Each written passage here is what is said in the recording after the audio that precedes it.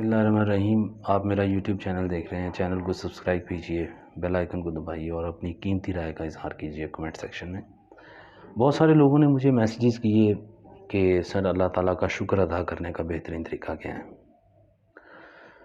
تو میں بحیثیت مسلمان قرآن کریم کی ایک آیت پڑھنا چاہتا ہوں۔ اللہ تعالیٰ نے قرآن کریم میں ارشاد فرمایا ہے لَإِن شَكَرْتُمْ لَأَزِيدَنَّكُمْ، تم میرا جتنا زیادہ شکر ادا کرو گے میں تمہیں نوازتا چلا جاؤں گا۔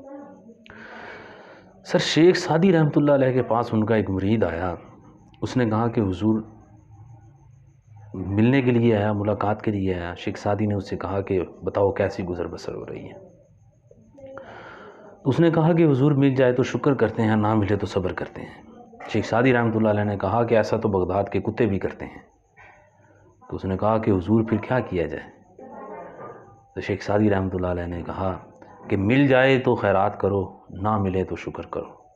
سر یہ بہترین طریقہ ہے شکر ادا کرنے کا کہ آپ کے پاس جو بھی ہے اپنی بساط کے مطابق آپ اس کو اللہ کی راہ میں اس کو خیرات کریں، اللہ کا شکر ادا کریں، اور آپ ہر حال میں اللہ کے برگزیدہ بندے بنیں۔ اور اقبال نے بھی یہی کہا تھا، اس صداقت کے لیے جس دل میں مرنے کی تڑپ، پہلے اپنے پیکر خاکی میں جاں پیدا کریں۔ تو پہلے اپنی خودی کو اور فقر کی منزلوں کو طے کرنا پڑتا ہے۔ آپ شکر اللہ کے جب شکر گزار بندے بن جاتے ہیں تو پھر اللہ تعالیٰ آپ پر اپنی نعمتوں کے، رحمتوں کے، برکتوں کے دروازے کھول دیتا ہے۔ تو ہمیں شکر ادا کرنے کا سب سے بہترین طریقہ یہ ہے کہ ہر حال میں، خوشی میں، غمی میں، دکھ میں، رنج میں، تکلیف میں، ہر حال میں اللہ تعالیٰ کا شکر ادا کرنا چاہیے۔